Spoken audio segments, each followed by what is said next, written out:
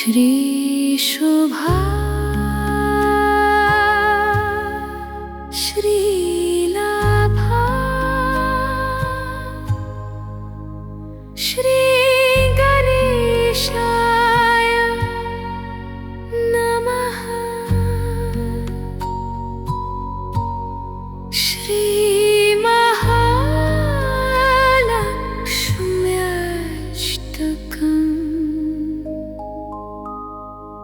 स्तोत्रम्।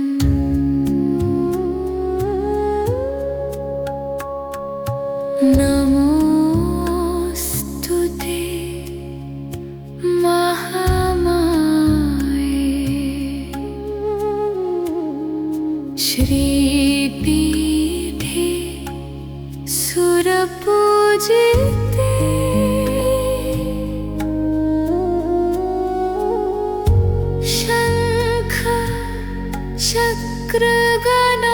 चक्रगदाहस्ते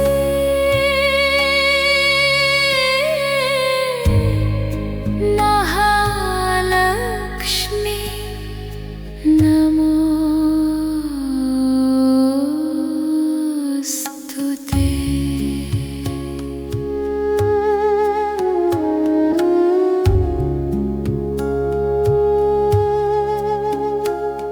नमस्ते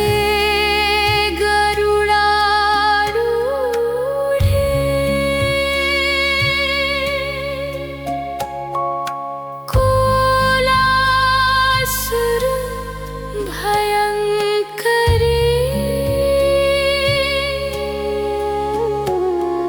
सर्व पाप हरे देवी महालक्ष्मी नमोस्तुते।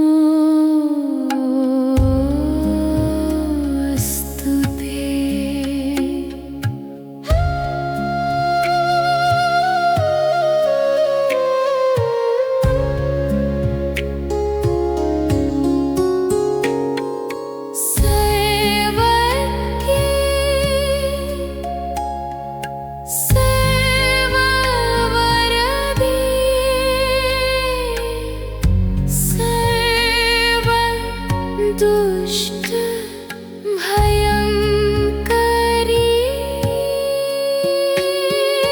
सर्व दुख हरे देवी महालक्ष्मी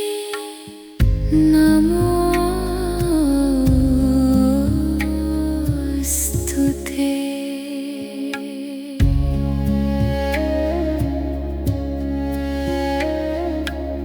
सिद्धि बुद्धि प्रदे देवी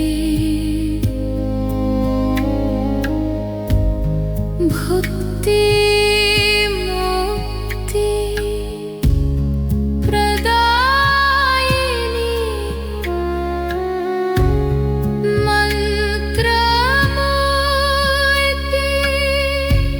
सदा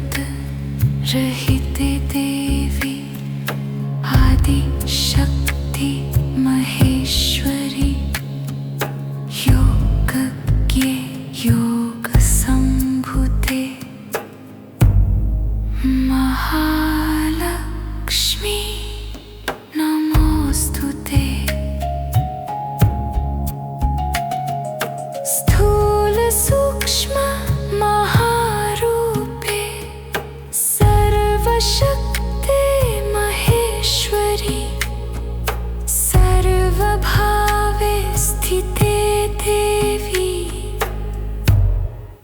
महालक्ष्मी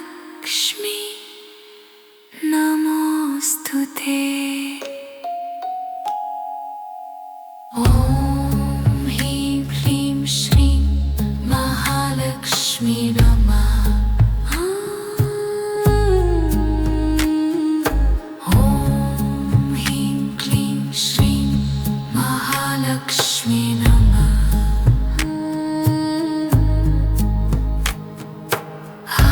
आद्यन्तरहिते देवी आद्यशक्ति महेश्वरी योगजे योगसम्भूते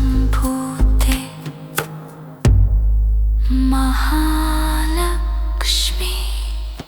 नमोस्तुते। स्थूलसूक्ष्म महारूपे महाशक्ति महोदरे महापाप हरे देवी महालक्ष्मी नमोस्तुते। पद्मासनस्थिते देवी परब्रह्मस्वरूपिणी परमेशी जगन्मातर महालक्ष्मी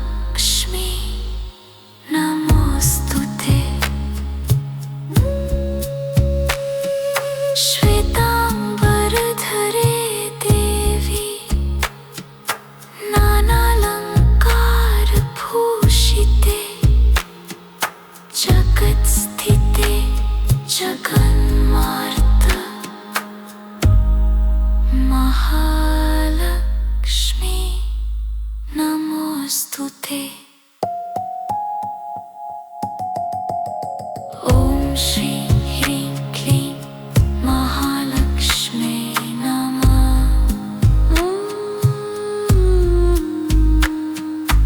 ॐ श्रीं ह्रीं क्लीं महालक्ष्मी नमः। एतत् स्तोत्रं पठेन्नित्यम् उत्थाय प्रयतः शुचि धनधान्यसमृद्धे सन् सेरपुवरफलदम्। ॐ श्रीं महालक्ष्मी नमः। ॐ श्रीं महालक्ष्मी नमः। ॐ श्रीं ह्रीं क्लीं महालक्ष्मी नमः। ॐ श्रीं ह्रीं क्लीं महालक्ष्मी नमः।